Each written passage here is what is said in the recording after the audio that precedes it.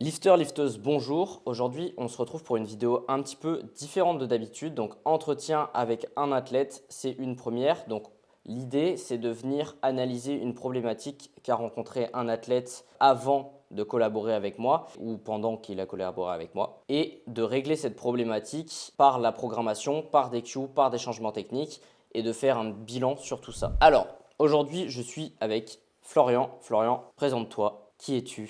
Je m'appelle Florian, j'ai 27 ans. J'ai pratiqué la musculation pendant 8 ans. Le power, ça fait depuis 2 ans et demi, 3 ans que je pratique. Ouais, Et ça fait depuis 5 mois qu'on travaille ensemble. ouais. Donc, comme tu l'as dit, ça fait 5 mois qu'on bosse ensemble et quand tu es venu me voir, tu avais une problématique sur ton squat. Est-ce que tu peux nous l'expliquer?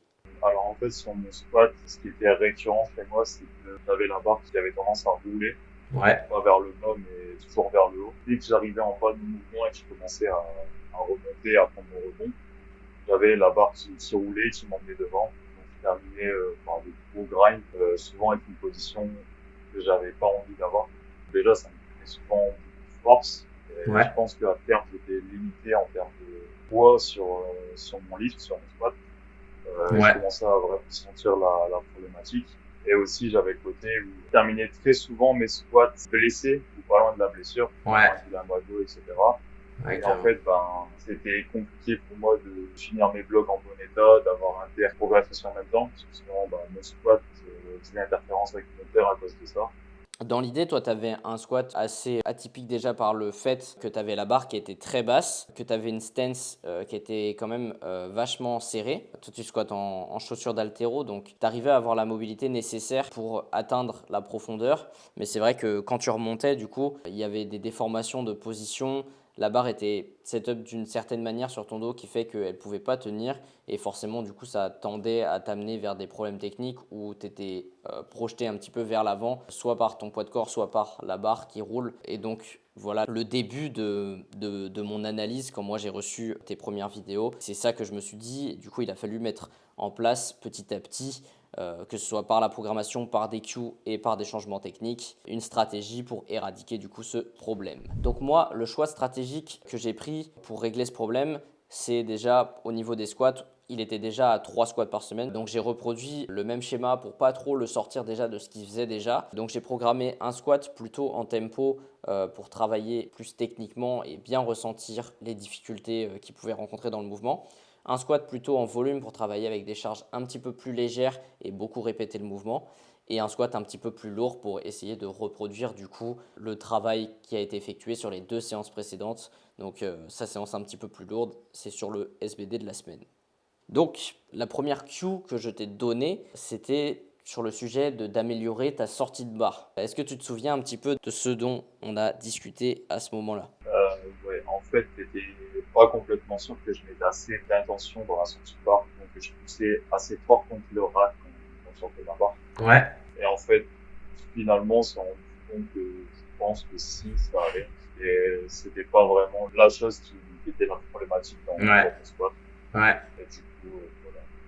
Ouais, moi j'étais parti sur cette théorie-là parce que ça arrive beaucoup que des athlètes ils aient des problèmes avec leur position de barre ou même leur pattern entier de squat, tout simplement parce qu'ils sortent mal la barre, ils mettent pas assez de tension, ils font pas les choses correctement, que ce soit au niveau des pas pour reculer, au niveau de la tension qu'ils accumulent pour sortir la barre. Et du coup, tout simplement, c'est le premier truc à vérifier, comme c'est la première chose qu'on fait dans un squat. Théoriquement, c'est la première chose à regarder pour s'améliorer tout simplement. La deuxième coup que je t'ai donné, qui va un petit peu avec celle-là, l'un va pas sans l'autre, et c'est toujours un petit peu comme ça. En force, c'est une synergie de cues qui fait que le mouvement il marche forcément. C'était être détendu sous la barre. Tu m'as donné cette issue-là. En fait, tu m'avais fait le parallèle entre un athlète, enfin, quelqu'un qui fait de l'athlétisme, qui arrive à ouais, avoir une foulée puissante mais détendue, être en même temps gainé, en même temps détendu, pour ouais, être à 100% de ses performances. Et moi, clairement, sur mes squats, c'était pas quelque chose que j'avais l'habitude de faire. J'avais l'habitude de mettre beaucoup de tension dans ma barre ouais, avant de commencer à le lift. Et c'était assez compliqué au début de me détendre.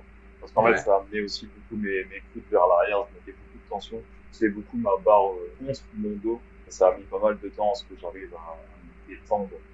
Ouais. Et au début, c'était vraiment assez compliqué. Ouais, c'est pas très naturel en soi de se détendre sous une barre lourde qui te met de la pression dessus. Ouais. C'est se détendre, c'est pas la chose tout de suite que tu as envie de faire, quoi. Et du coup, il a fallu apprendre aussi, ça me fait penser à passer aussi tout simplement les coudes sous la barre. Le problème quand vous mettez trop de tension dans la barre et que vous êtes trop gainé au niveau du haut du corps, c'est que vous aurez tendance à pousser un petit peu avec les coudes la barre vers l'avant, ce qui entretient du coup ce phénomène de la barre qui roule vers l'avant ou le poids de corps qui se déporte vers l'avant. En troisième Q, il me semble que je t'ai parlé de la Q du cou long, que tu n'as pas forcément très bien compris la première fois. Est-ce que tu peux nous expliquer comment tu as compris le truc au début? Ouais. En fait, moi, au début, cette queue-là, en fait, je l'ai interprété comme une queue qui sert pour avoir un start en compétition. Ouais, Donc, se tenir en fait plus droit pour avoir le start du jury. ouais, Et en fait, c'était pas du tout ça. Je l'ai mieux assimilé dernièrement, en fait, où j'ai compris que vraiment c'était le principal point de la queue, c'était d'avoir le coulon pour baisser un petit peu les épaules et du coup avoir la barre plus stack et les coudes qui passent un petit peu en dessous.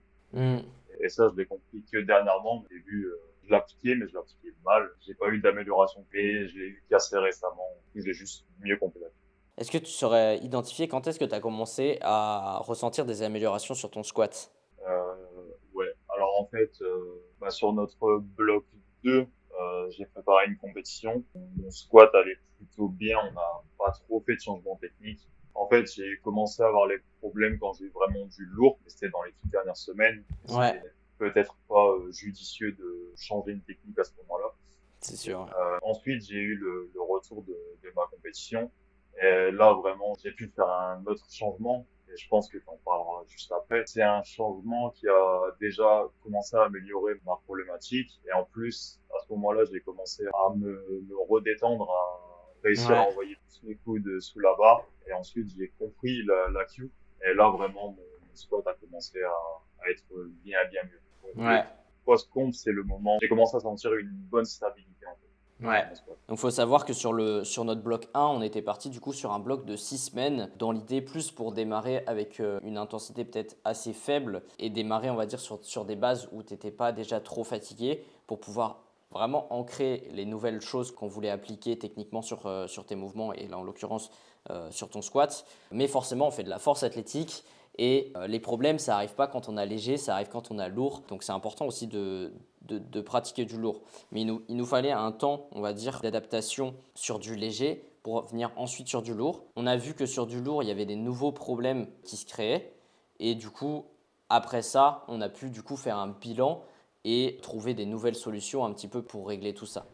Du coup, là, on est post-compétition. On a pu voir en gros les grosses problématiques qu'il y avait sur ton squat. Enfin, le gros des problématiques qu'il y avait sur ton squat plutôt. Du coup, est-ce que tu peux nous expliquer un petit peu ton mindset post-comp et ce que tu as pu expérimenter, faire après la compétition? Bah, mon mindset post-comp, du coup, c'était toujours avoir un meilleur total, mais Ouais, je savais que ça passait par un meilleur squat. En fait, je sais que j'ai un bon terre et un mauvais bench, et en fait, je ouais, savais très bien que mon squat devait monter. mhm, Et je savais aussi que techniquement, j'étais bloqué par le fait que, bah, en fait, au bout d'une certaine charge, ma barre roule et techniquement, je suis pas.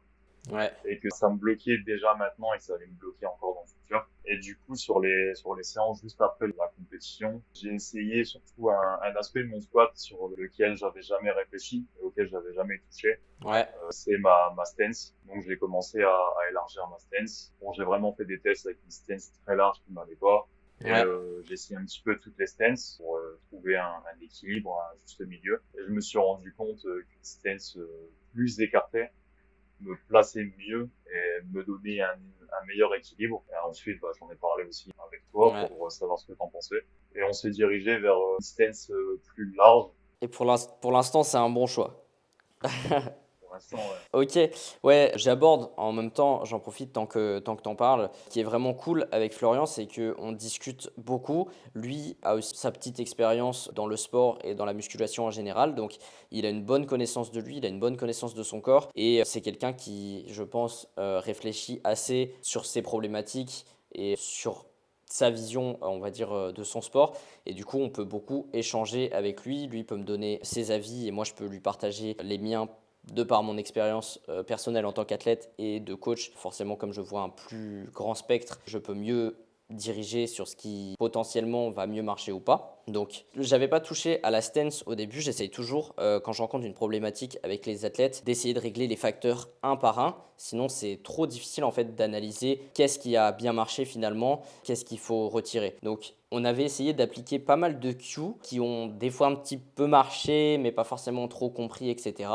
Et je pense que la stance, ça a été vraiment le changement technique qui t'a permis de mieux comprendre aussi les cues et de mieux appliquer ton squat. Et ça a comme un petit peu résolu un petit peu tout et tu as eu une meilleure compréhension de tout un petit peu en même temps. Dis-moi si je me trompe là-dessus. Non, non, clairement, c'est ça. Moi, en fait, ça m'a Mm. déjà mis dans une meilleure position, plus de stabilité. Et Ouais, ensuite, avec les coups de pouce sous la barre, j'étais encore plus stable. Puis la queue du coulon, où j'ai vraiment pris que je pouvais abaisser mon épaule, être plus stack et avoir une barre qui vraiment roule pas, tient bien. Même dans des positions de grind, en fait, je perds pas ma position et je peux continuer de générer ma force. En fait, ça s'est cumulé. Ouais, dans mon ouais. squat, c'est amélioré. Ok, bah c'est top. Donc ouais là, donc on a fait un premier bloc de 6 semaines, un deuxième bloc de 4 semaines, un troisième bloc à nouveau de 6 semaines en post-compétition, du coup pour revenir sur assez léger et avoir le temps de décharger de la compétition. Et pour le coup, bah, c'est là qu'on a pu expérimenter et on a vu, là on est arrivé en fin cette semaine, en fin du troisième bloc, et on a vu que les résultats étaient concluants même avec lourd sur le squat, t'es d'accord? Voilà. Donc, a priori, c'est que ça va. Donc là, on est reparti pour un bloc un peu plus court derrière.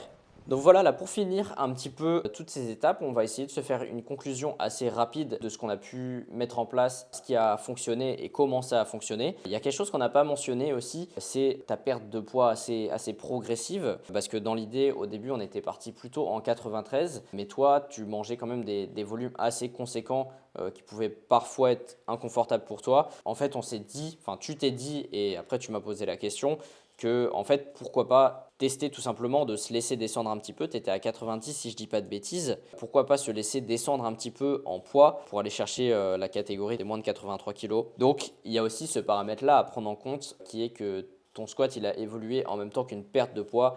On sait que généralement, une perte de poids, sachant que toi, tu avais quand même un taux de masse grasse qui était assez basse, même à 90, donc c'est à prendre en compte. Ça n'a pas tendance du tout à jouer en faveur du squat, mais c'est un paramètre qui est à prendre en compte aussi. Du coup, ce qu'on peut retenir un petit peu de tout ça, de ce qui a marché, ce qui a moins marché et comment ça a marché surtout. Déjà, il faut prendre en compte que ça prend du temps d'assimiler les cues, etc.